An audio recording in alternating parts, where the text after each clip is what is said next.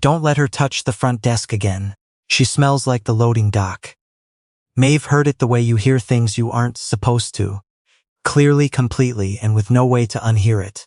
She was 3 feet behind them, rolling a cart of clean linens down the corridor of the Harrington Grand, one of the oldest and most expensive hotels in downtown Vancouver. The woman who said it was Claudette, the front-of-house manager. She had a voice that carried, and she never seemed to care who was in earshot. That was either confidence or carelessness. Either way, it had the same effect on the people below her. Maeve kept walking. The cartwheels made a soft sound on the marble. She did not look up. Nobody in that building knew that the woman pushing the linen cart had already signed the paperwork to become its next general manager. She had not wanted to do it this way. That was the first thing she told her mentor, Renata.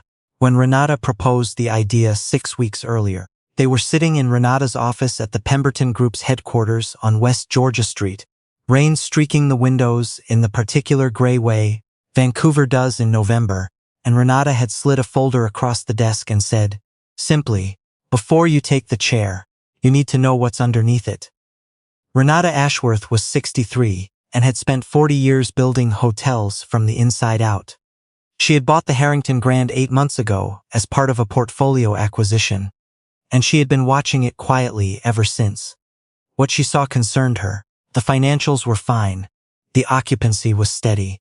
The reviews were good enough.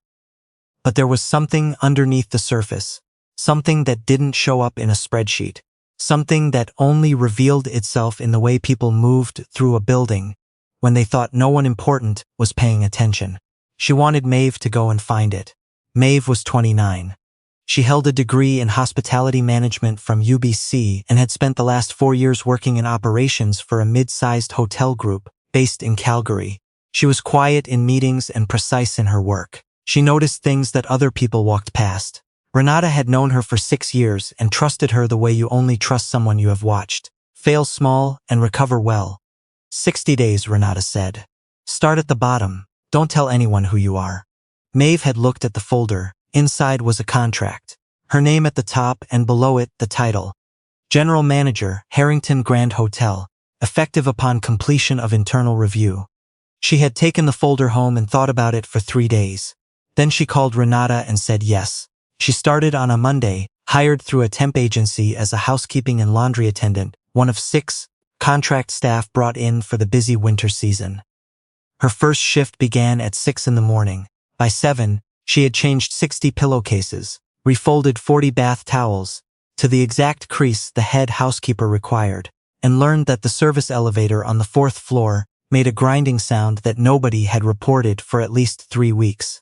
By 8, she had also learned Claudette. Claudette Farrow was the front-of-house manager, mid-40s, sharp-shouldered, the kind of person who had clearly been the smartest in every room she had ever stood in, and had decided that entitled her to a particular way of treating rooms she considered beneath her. She wore her authority the way some people wear expensive coats, visibly, deliberately, so that everyone around her understood the cost. She was good at her job in the technical sense. She kept the front desk running on schedule. She handled difficult guests with precision, but there was a line she drew, clearly and without apology, between the front-of-house staff and the people she called back end. Back end was Claudette's word for anyone who cleaned, carried, or cooked. Maeve noticed on her second day that Claudette never said good morning to anyone on the housekeeping team. Not once. She moved through the corridors like they were empty, or like the people in them were part of the furniture, present but not worth registering. When she did acknowledge back-end staff, it was usually to correct something. Loudly, in front of others. On day 3, Maeve watched her stop a young man named Peta, who had been on the laundry team for 2 years, in the middle of a guest corridor, and tell him, in a voice that could be heard 3 doors down, that the way he had stacked the trolley was an embarrassment, and that if he couldn't manage basic logistics, she would find someone who could. Peta was 22. He had been about to explain that the trolley had been loaded that way because of a wheel issue that maintenance hadn't fixed yet. He did not get the chance. He nodded. He said, "Yes, ma'am." He went back to work. Maeve kept moving. She filed it away. The person who made the building bearable was a woman named Iris. Iris had worked at the Harrington Grand for 14 years. She was the senior laundry attendant, 51 years old, originally from Newfoundland, built with the kind of easy warmth that makes a place feel inhabited, rather than just occupied. She knew every regular guest by room preference. She kept a small notepad in her apron pocket with reminders about who liked their sheets done without fabric softener, and who had a sensitivity to a specific detergent. Nobody had asked her to do this. She had started doing it years ago because she noticed it mattered and nobody else was tracking it. On Maeve's first day, Iris had handed her the correct sorting chart without being asked. "The colors are faded on the labels," she said. "But the bins matter. Second bin from the left is for anything that came out of 407. That guest is immunocompromised. We run those separate." She said it plainly, not making a show of it, and then went back to her own work. Maeve stared at the bins for a moment and thought, "This woman knows more about the care of this building than anyone sitting in the management office." Over the days that followed, she watched Iris the way she had been taught to watch things, quietly from the sides. Iris never arrived late. She always left the laundry room cleaner than she found it. She brought homemade oatmeal cookies on Thursdays and left them on the counter without announcement, just a small square of paper beside them that said, "Help yourself." She remembered the names of the night shift security staff and asked about their families with genuine interest, not the performative interest of someone working a room. On day 9, when the industrial dryer on the second level jammed mid-cycle, and 3 team members were panicking about getting the rooms ready before the noon check-in rush, Iris had already diagnosed the drum blockage, cleared it manually, and restarted the load before anyone from maintenance arrived. She did it without ceremony. She did it because it needed doing. Maeve watched her from across the room and thought, 14 years, and she's folding sheets. That thought sat with her in the particular way that true things do, not loudly, but consistently, like a sound you can't locate but can't stop hearing. Day 13 was a Wednesday. It started with a complaint. A long-term corporate guest in room 512 had reported that a piece of jewelry was missing from her room. A bracelet, she said, silver with a small amber inset, left on the nightstand the previous evening. She had reported it to the front desk, and Claudette had taken the report herself, which meant she had also taken ownership of the narrative. By 10 in the morning, the report had become something else. Maeve was in the service corridor near the east stairwell when she heard Claudette say it to the head of security, a man named Bracken. "We need to look at who had access to 512 between 7 and 9. That's the housekeeping window." Bracken nodded. "I can pull the key card logs." "Do that," Claudette said. "And specifically, I want to know about the senior laundry attendant. She had a reason to be up there, and I've had concerns about her before." Maeve went very still. She heard Bracken say neutrally, "Any specific prior incidents?" And Claudette said, "It's more of a feeling, but I want it noted."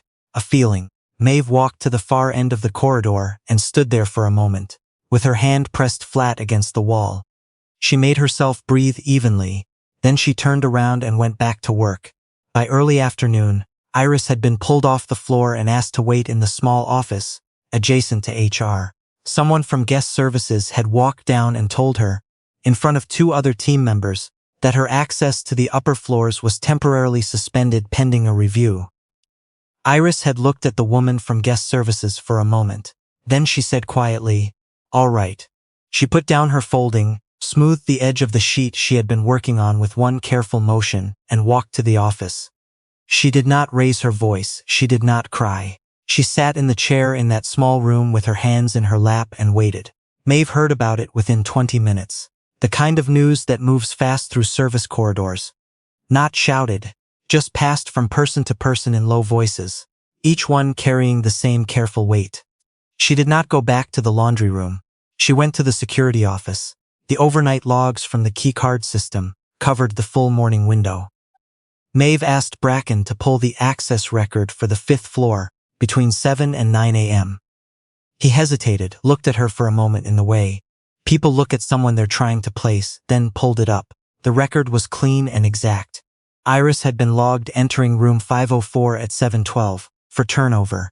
She had exited at 7:38. The key card showed no access to room 512, no access to the corridor junction near 512, and no record of return to the 5th floor at any point in the morning. The bracelet, it would later be found, before Maeve even needed to push, was in the guest's toiletry bag, which the guest had repacked the previous evening without remembering.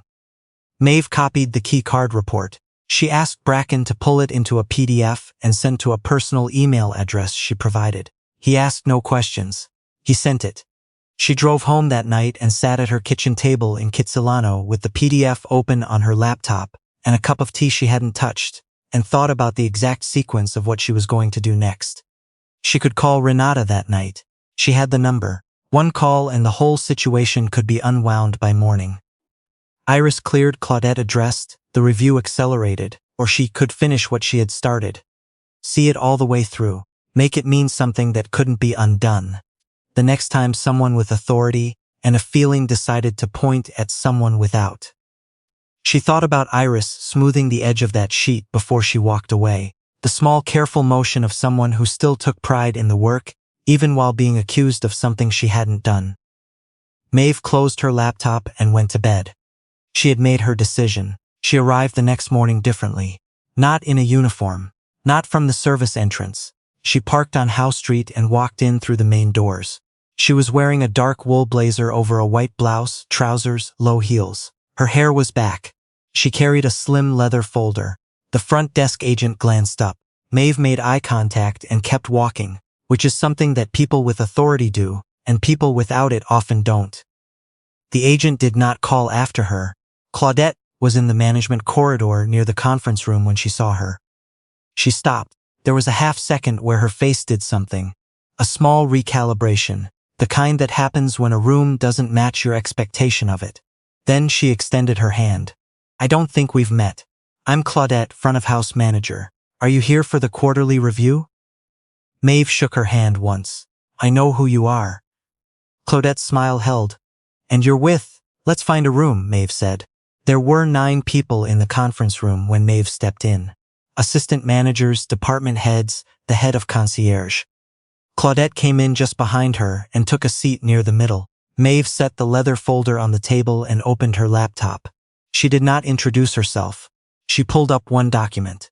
The keycard access log from the 5th floor, timestamped visible at the top. Iris's name in the access column. The entries and exits recorded with the kind of precision that does not leave room for feeling. The room looked at the screen. It was quiet in the particular way. Rooms go quiet when something is about to become irreversible. Yesterday afternoon, Maeve said, a member of this team with 14 years of unblemished service was removed from the floor, had her access suspended, and was asked to wait in an administrative room while a theft investigation proceeded around her. She let that sentence finish fully before she continued. The evidence available at the time of that decision, this log, showed no access to the room in question, no proximity to the room in question, nothing. The decision to target this specific individual was not based on evidence. It was based, by the words of the person who initiated it, on a feeling. No one looked at Claudette, which meant everyone was looking at Claudette. I have been in this building for 13 days, Maeve said. Not as a consultant. Not as a guest. I have been on the laundry team, second shift. I have changed your linens, restocked your trolleys, and eaten lunch in the service corridor on the east side of the 3rd floor. She looked around the table slowly. What I found is that this hotel has a split culture. There is how it presents itself, the website, the lobby, the front of house, and there is how it actually operates when management believes no one of consequence is in the room. Those two things are not the same, and the distance between them is a problem. Claudette's face had gone to something flat and careful. She was holding very still. Some people in leadership here have confused managing a team with being above it, Maeve said. They have treated authority as a permission to disregard the people who make this building run. That is not management. That is a liability for the team, for the guests who depend on the quality of that team's work, and for this property. She closed the laptop. Iris has been cleared. The log has been submitted to HR. The guest in 512 located her bracelet this morning in her toiletry bag. The formal note placed in Iris's file is being removed today. She looked at the room. Before I move to the rest of what I need to address, I want Iris here. Someone was sent to get her. The room waited. Iris came in still in her work clothes, the way Darius had. Without pretense, not knowing if this was another form of trouble or something different. She looked at the faces around the table, and at Maeve standing at the head of it, and something moved across her expression. A careful, uncertain recognition. Maeve walked to her. 14 years, Maeve said. No disciplinary record. You run this laundry department with more operational knowledge than anyone in this building has documented or credited. You built a guest care system in a notebook that no one asked you to build, and this hotel runs better because of it. She turned to the room. Effective today, Iris moves into the role of housekeeping and laundry operations supervisor. The title comes with a salary adjustment and full documentation of her guest service protocols, which will be formally adopted as standard procedure. Iris looked at the table for a moment. Then she pressed her lips together hard and looked up at the ceiling the way people do when they are holding something back that is stronger than they expected. She exhaled slowly through her nose. She nodded. Once. The room was quiet. Not uncomfortable. The other kind of quiet, when something that should have happened a long time ago finally does. After the meeting, Claudette was asked to remain. She and Maeve sat in the smaller meeting room off the lobby, the one with the frosted glass door that guests sometimes mistook for a washroom entrance. Claudette's blazer was still on. Her posture was still exact, but the authority had left her face and what was underneath it looked tired. Maeve did not rush to fill the silence. What you did to Iris was wrong, she said finally. Not a mistake. You made a deliberate choice to name her based on nothing and to use your position to move that accusation forward. You know the difference. Claudette looked at the window. Your employment here is ending today. HR will walk you through the details before you leave. Maeve paused, but I want you to hear something else. She slid a card across the table. It had the name of a hospitality leadership program on it, one that Renata's group funded for professionals in career transition. The focus was ethics, team culture, and rebuilding. You're good at the technical work, Maeve said. You know how a front of house should run. That's real. But you've been using your skill as a reason not to grow the rest of it. That's the part that cost you today. Claudette looked at the card for a long moment. She did not pick it up immediately, but she also did not push it away. She stood, pulled her bag up onto her shoulder, and walked out of the room without speaking. At the door she paused just briefly and then she was gone. The weeks after that were not dramatic. Nobody sent a company-wide email about respect or a memo about values. Maeve didn't do things that way. And neither had Renata, and that was one of the reasons Maeve trusted her. What changed was smaller and more durable. The housekeeping team started receiving thank you cards from front-of-house staff at the end of big event weekends. The service elevator on the 4th floor got repaired because Maeve had put in the work order herself on her 3rd day as laundry staff and simply followed up on it in her new capacity. Morning briefings started including the laundry and housekeeping supervisors by name, because Maeve ran them that way, and because it turned out that the people who best understood the hotel's pressure points were the ones who had been moving through it unnoticed for years. Iris's notebook, the handwritten one, with the guest preferences and the room-specific notes, was digitized and built into the property management system. Every new staff member got trained on it. Some of them, learning it for the first time, asked where it had come from. The answer was always the same. Iris, 14 years ago, just because she thought it was the right thing to do. 3 months in, Maeve had a call with Renata. Renata was in Toronto, direct and unhurried as always. How's the property? She asked. Solid, Maeve said. Financially sound, good bones. And the people? Maeve was quiet for a moment.